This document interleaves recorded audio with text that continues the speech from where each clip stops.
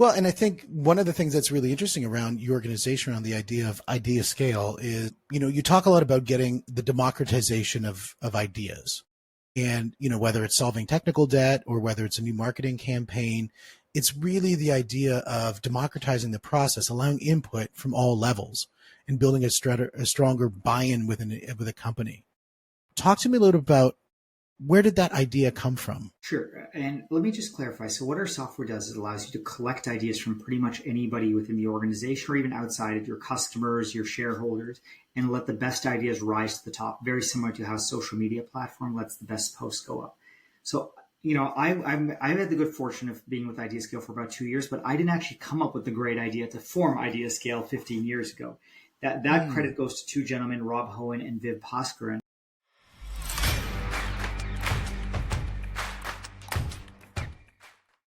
And welcome back to the Money, the Mindset, and the Mentoring podcast. Today, we have Nick Jain with us. He is here from IdeaScale.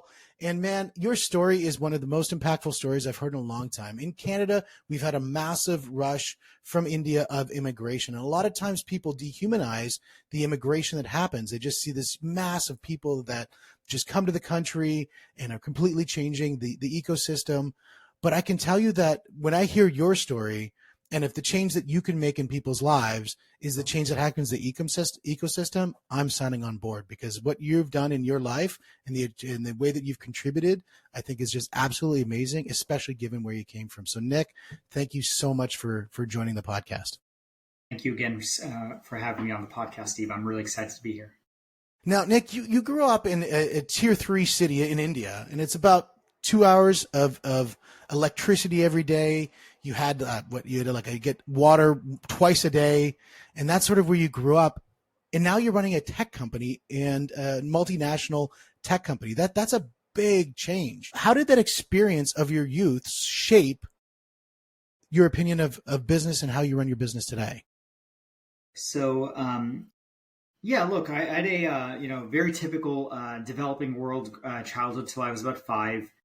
And I think that's impacted me in 2 or 3 ways. Number one, it's taught me humility for a lot of the success I've been able to achieve today is driven by lots of people contributing to my success over many years, right? My parents, my grandparents made tremendous sacrifices. I had the good fortune to go to a really good high school in Canada. Like the fact that Canadian government invested a lot into education was really valuable. So I benefited from the sacrifices, the taxes, the community that I grew up in Canada, and then lots of people throughout my career. So it's an appreciation for success is not just an individual accomplishment, but is often, at least for me, has been driven by lots of people contributing over decades to where I've ended up. That's number one. Number two, it's taught me the value of hard work, right? We often underestimate what really, really hard work is. If somebody, in high school, I used to work construction 9 to 5 and be, sweaty and tired at the end of it. And I thought I was tired, but then you see what, folks in other parts of the world go through. And then you understand hey, that's the meaning of real fatigue. I never had to go through this, but I've seen, folks in villages in India where they actually have to walk something like 20 miles a day. And that's just part of their daily routine, in addition to the 9 to 5 or really 9 to 9 that they're working. Right.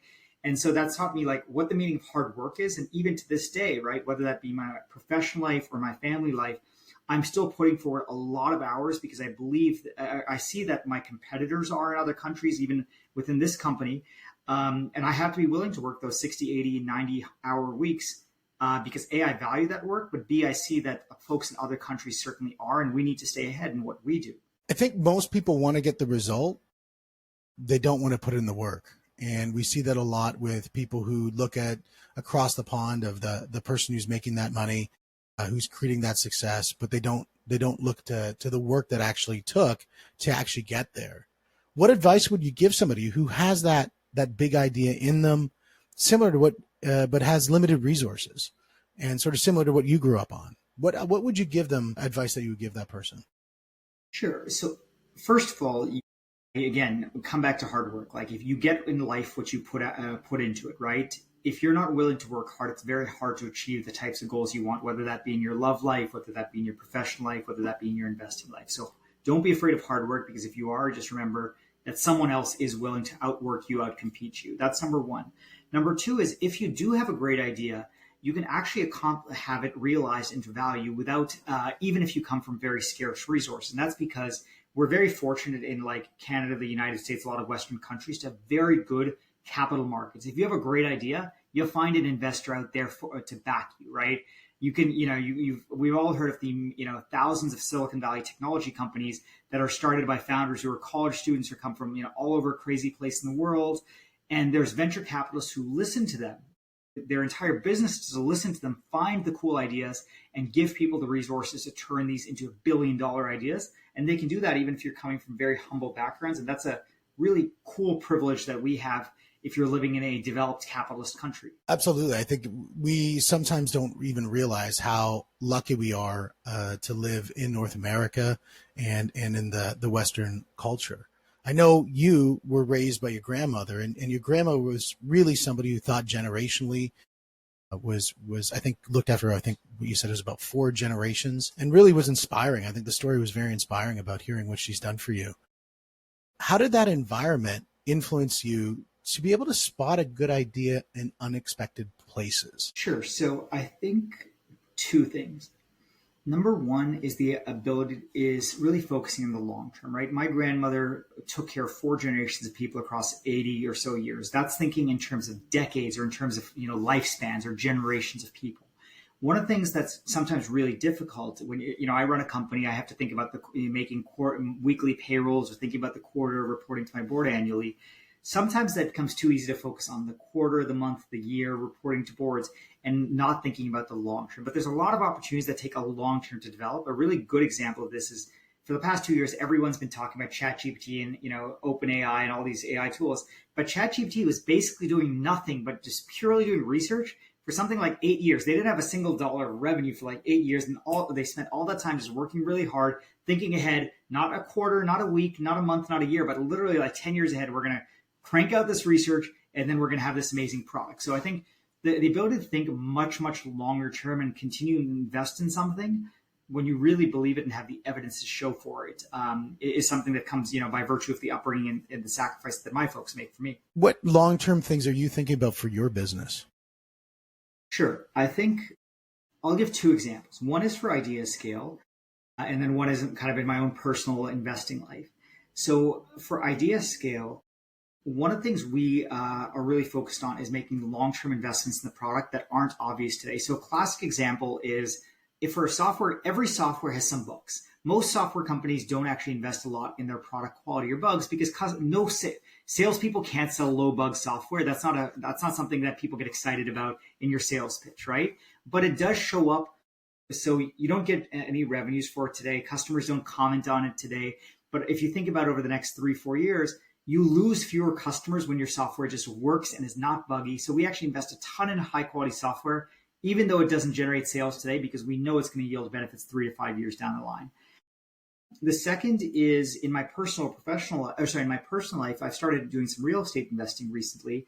And that's, for anyone who's done anything in real estate, it's often a long-term game where you have to be thinking ahead 5, 10, 30 years about, okay, I'm going to build a portfolio of assets and either sell them off to fund my retirement or hand them off to my kids. You have to be thinking about tax structuring. You have to be thinking about investing in those properties. And that necessarily focuses you to think not about the month or the quarter or the year, but like 10, 20, 30 years ahead. Yeah, and that's something that I had a podcast a little while ago around the idea of technical debt. And a lot of companies, as they build out, because they're building so around speed of release of features, that they just inherit a lot of these challenges that eventually have to be solved. And they always get swept underneath the rug because, as you said, it's not exciting. It doesn't, shareholders don't jump up and down saying there's no technical debt in your product, so you're good.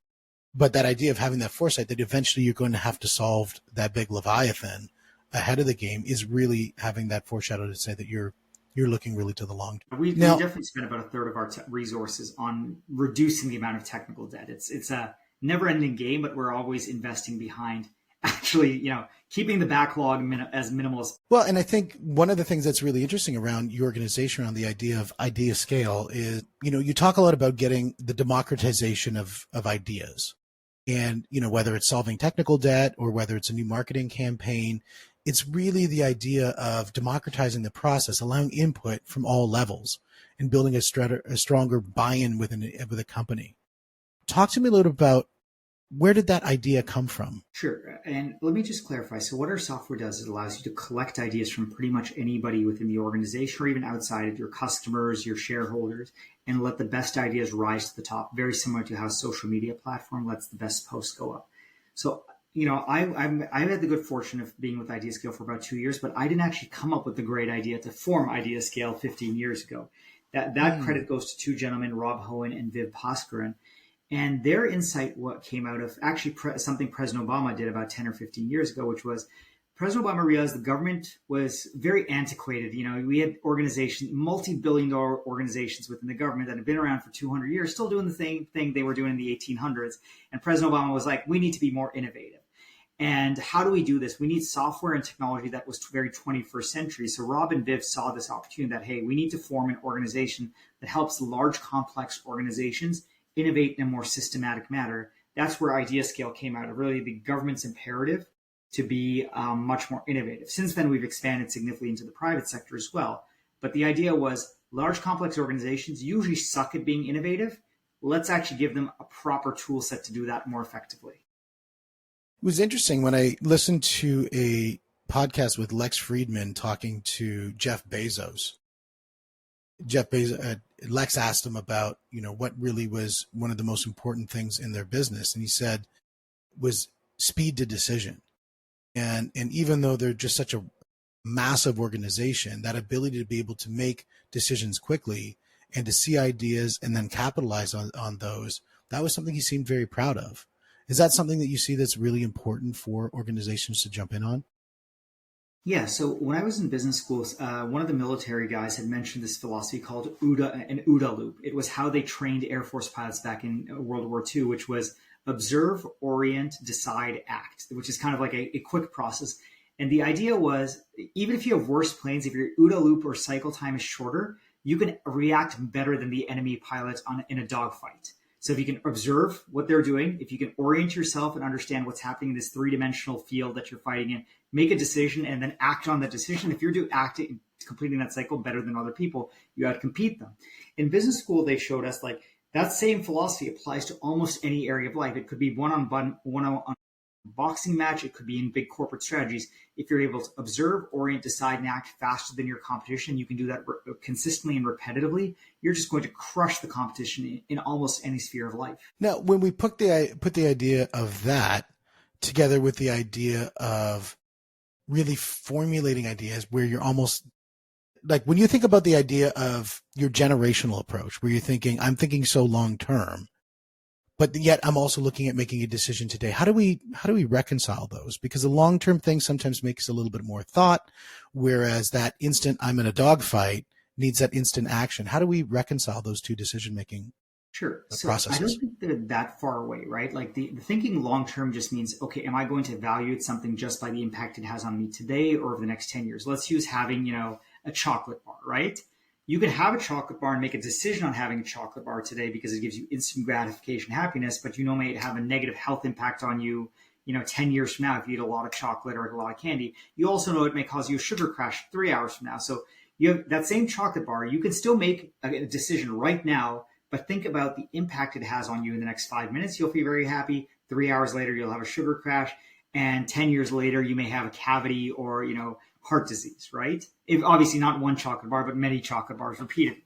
And you may make different decisions on that. You may say, okay, I'm going to have this one chocolate bar because I don't think it's really going to impact my life, quality of life in 10 years. But if you make that same decision, 100 times a week where you're eating 100 chocolate bars, you're going to be like that guy from the Super Size Me movie, where his heart and his health got really messed up by eating nothing but McDonald's for a year. Yeah, absolutely. And I think, we've all made those decisions. My weakness is ice cream. So I will always come to that one.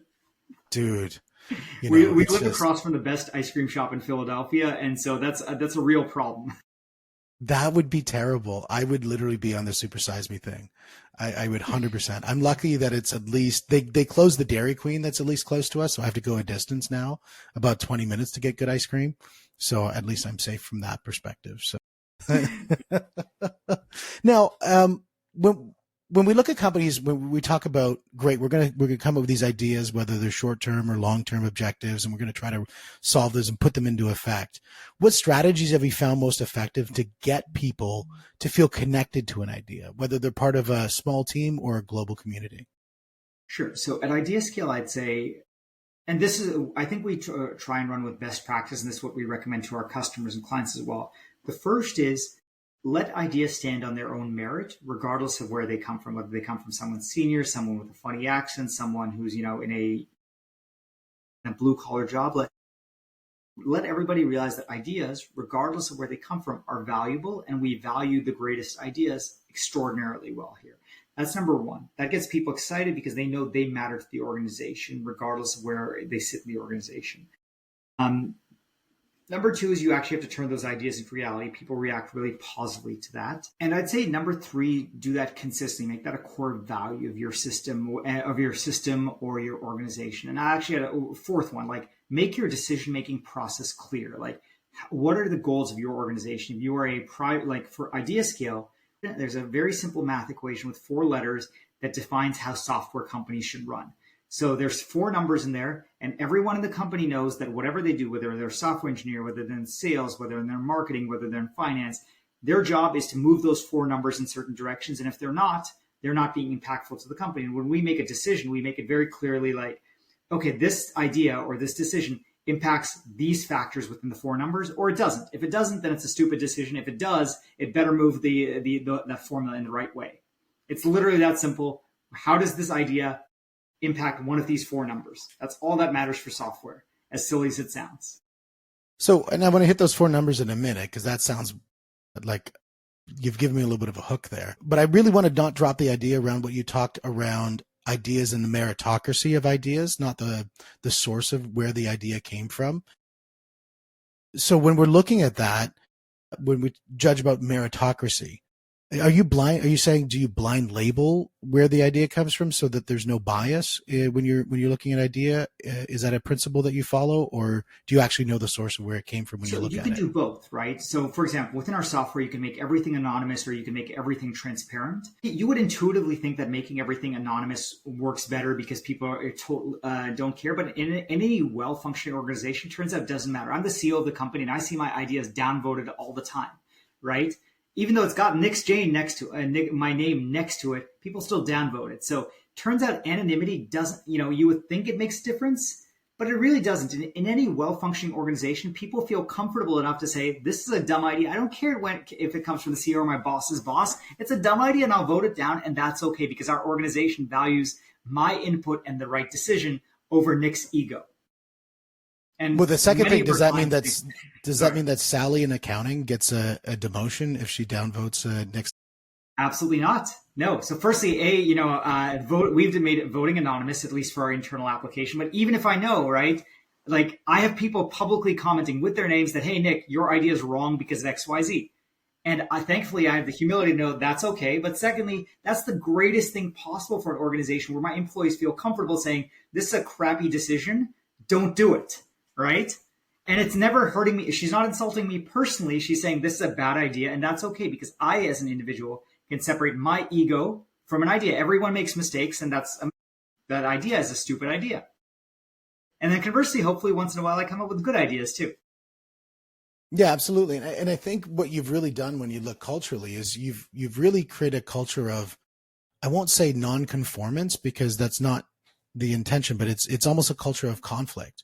And not conflict in the sense of non-productive, but conflict in the form of actually productive conflict, where, it's almost the Hegel's dialectic of, thesis and antithesis produce synthesis. And I think that's an interesting culture to really foster. Yeah, we're very fortunate. My predecessor, Rob, helped set it up and I've continued to build upon it. But for lack of a better word, the product I sell is how do you get the best ideas in front of you. And if you are selling that product, you very much have to believe it, which we do in-house, and we try and live by that best practice. That ideas really matter, but you have to have a culture or a process that lets good ideas flow to the top. Now, the other thing you said about the meritocracy and around the democratization of creation of ideas, but then you closed off with the idea of having performance metrics. You talked about the 4 performance metrics for a software business. Number one, how do you, when you're looking at soft ideas, how do you put metrics to that? When you look at hard ideas, how do you put metrics to that? And give me that secret sauce for those software companies. Sure. So the secret formula for any software company, it's not secret, almost, you can look it up on Wikipedia, is the formula is revenue divided by 1 minus the net retention rate plus the discount rate, all times the profit margin. It's called the lifetime value or enterprise value formula for a software company. And there's a similar formula whether you're running a trucking company or a shoe company. You can go look it up on Wikipedia or any finance textbook. People have known this for a long time, right? But for a software company, I care about my revenues, my profit margin, my net retention rate, and my discount rate, which is basically like my interest rate. Now, that's the secret formula. That's basically how much stuff your company's selling, how profitably is it selling, is it keeping its customers, and how much interest is it paying, to simplify it down a little bit. To go to the first half of your question, how do we think about soft versus hard ideas? I'm a big believer, for right or wrong, that if you can't measure it, it's not real. And I believe that in every aspect of my life, whether that be my fitness or my running. Am I getting healthier? I don't know. Well, I know because I was really slow at running about 2 months ago. And then I started running almost every day, and I've improved my mile time by about 10 or 15%. So I know I'm fitter than I was, 8 weeks ago. I know I've lost a couple of pounds. So I measure it. And that same philosophy applies to how we run IdeaScale. We try and quantify everything. Nothing is fuzzy, right? When we think about marketing, we don't just think of brand value. It's like, okay, how many leads did we generate? How much buzz did we generate? How does that buzz translate into conversion rates? On engineering, we don't just say this is a good quality of software because somebody feels good about it. It's like, what's our bug rate? What's our mean time to failure? What's our mean time to resolution? So we measure all that. And that can be true of most, if you apply that philosophy to ideas. Every idea, no matter how qualitative, should have a goal. That goal could be to make people feel better, but you have to measure how you made people feel better. Otherwise, you don't even know. You could have made people feel worse. There's lots of crazy things that happen in the world where you think it's going to have impact X, and it actually has the exact opposite negative impact. Like it has negative X, and a lot of people don't know they're doing counterproductive things because they don't measure. At IdeaScale, we try and measure, and we encourage our clients to measure things, even things that most people think are qualitative. I agree. I think there needs to be, even with a qualitative statement of, customer satisfaction. Well, how can you make that tangible, right? Is it 5-star reviews? Is that your measurement? Is it attrition rate? Is that your measurement? Anything that's sort of something where it could be made obtuse can be very precise once you start putting in some sort of metric to it. So then you can say good or bad, or even is the metric wrong? Maybe the metric isn't right. And the solution comes that you need a better number.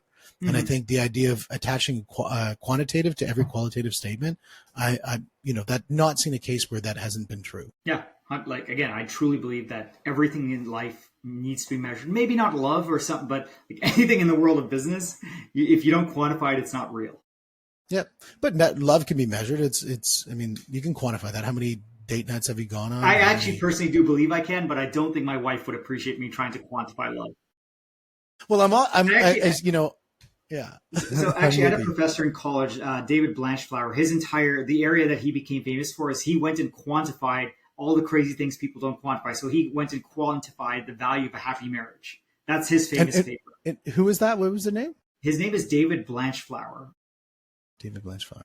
So he's a British guy. He actually left halfway through my college semester because he got elected to the Monetary Policy Committee. That's like the UK's Fed. So very prestigious post. But his fame is he quantifies all the things in life you think would be perhaps better left unquantified, right? So the value of a happy marriage is something like adding $100,000 a year for life to your family income, which is a lot of money if you think about it, right?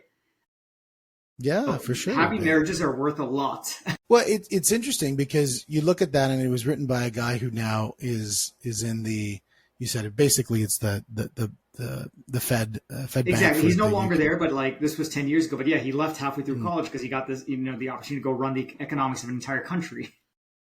Which again goes back to, you can learn things, both in from a lot of different places, formal, informal, that sort of thing. In fact, I know you yourself, you had a pretty good education journey where you went to Dartmouth and Harvard, but then you put that with you're doing summers when you were younger in India, kind of connecting with your roots of really going out and doing really hard things. And the duality of those experiences, where you look at your youth to where you're later in life, how did that formulate the perspective of learning formal and informally to really build your innovative mindset that you got today? Sure. So a few things, right? And not the Asian mindset, I would say, if I, at the risk of speaking for 3 billion people, place a high emphasis on the value of education, both as a moral good and as a practical advances your life, career, wealth, etc. Right? So a large reason that I've invested so much in my education was that was deeply like inbred into me, that education is important, both because it makes you a better human being, but also because it helps you get a better job. And that's a wonderful kind of feeling where you're both making yourself like spiritually better off as well as economically better off. That's one of the reasons why I worked my butt off to get into good universities and do well there. But it's also why I continue to invest in continuing education today. I spend somewhere between 10 to 30 hours a month like on taking more courses, more certificates, not because I need more certificates against the wall. In fact, I don't even pay the fees to get these certificates, but rather for the knowledge, because A, it's fun to learn, but B, I know if I'm not learning out there, my competitor CEOs certainly aren't. I'm falling behind, right? Like I have this deep positive sense of paranoia that if I'm not getting ahead, someone else certainly is.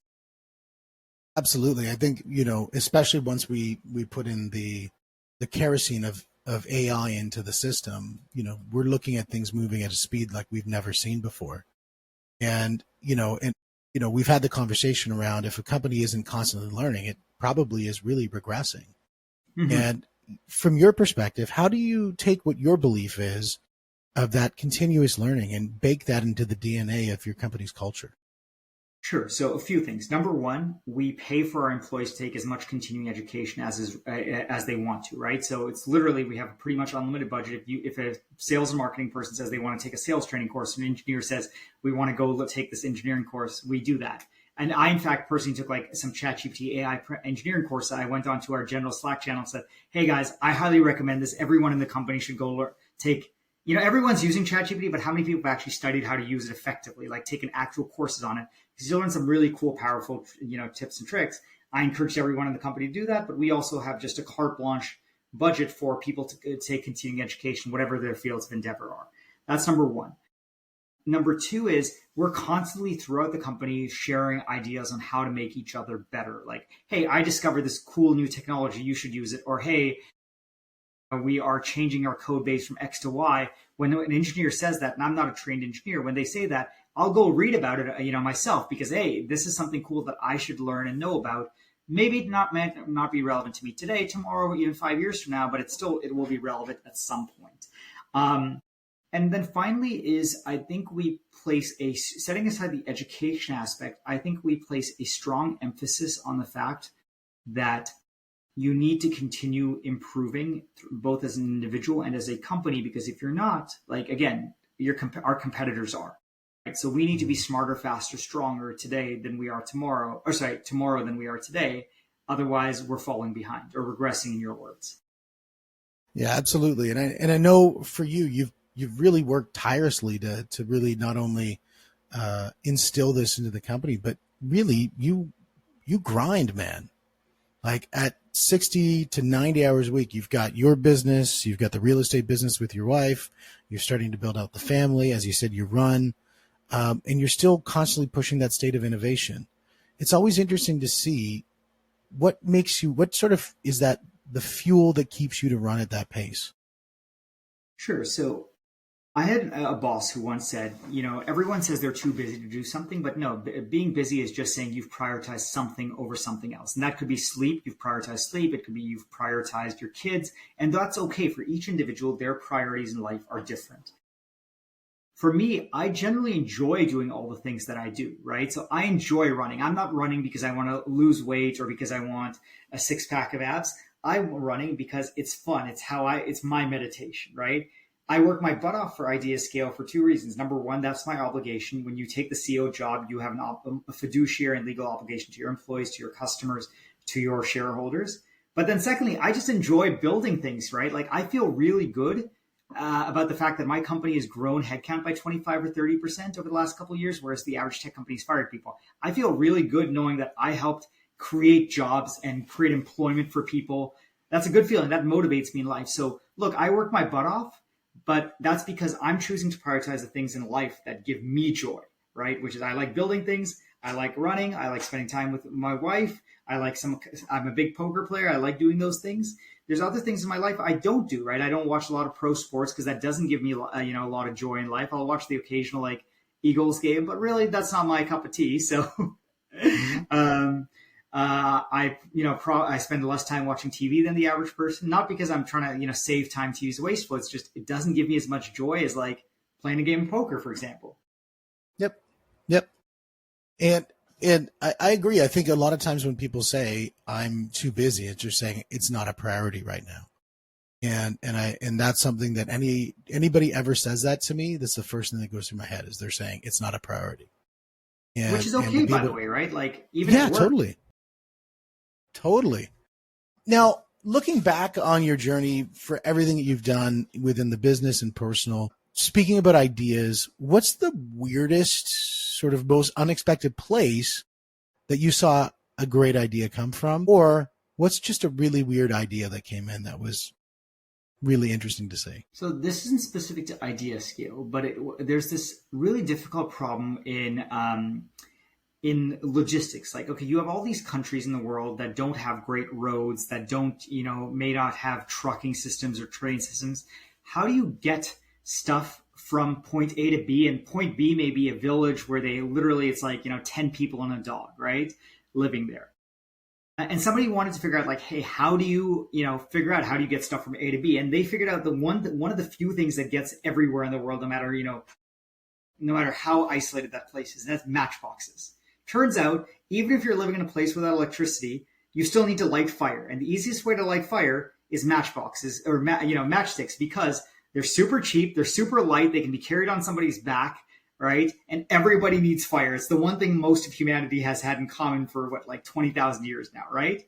And so the cool idea that I read about, this is like 5 or 10 years ago, was to figure out how do you get goods to like these really isolated regions. Just follow the path backwards of how they got matchboxes there. So they went to shops in random remote villages and tops of mountaintops, and just followed backwards. How did a matchbox get up there? And that's how we're going to reverse engineer that and get Coke there or chips there or other things. Because the same guy who's carrying these matchboxes to this remote village can grab a couple cans of Coke or Lay's or Lay's chips. And that has now just dramatically increased the market potential of our product. And that, again, could be cans of Coke or could be some, life-saving medicines.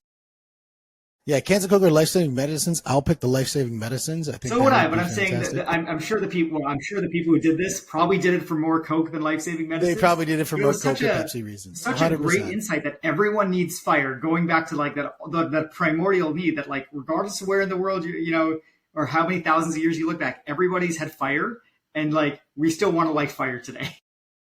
From matchboxes to distribution chains, from India to Canada, to the United States. You've had such an absolutely amazing journey. I love your focus on democratizing ideas, creating a meritocracy, using that to really foster a great culture of innovation within your organization and within organizations that you work with. Nick, it's been an absolute pleasure to have you on the podcast today and really develop an idea on ideas. So thank you very much for joining us today. Thank you again for having me, Steve. It's been a pleasure.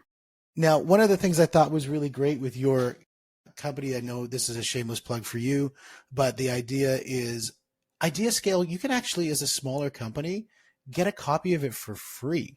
And you just log on and, if you're not a big multinational, you're a small company, you just want to foster some growth, you can actually just go and just get it for free. I thought that was fantastic. Yeah, so obviously our customers are large, complex organizations that have thousands of employees all over the world. But if you're below 100 people, our software is entirely free. Whether you're a solo entrepreneur with a Gmail address or you're a small, hardware business, whatever it is, just go to ideascale.com, click Get Started Free. It takes less than a minute to set up, and it's all online, so you don't have to download anything. You can do it on your phone, and our software is totally accessible and free. We encourage you to use it. So from 60 to 90 hours a day, from going to sleep to go get water twice a day, to creating a company that gives away software for free to people under the size of 100. Man, again, what a great story. Nick, thank you for joining us here at The Money, at The Mindset, at The Mentoring Podcast. We'll see you guys on the next one.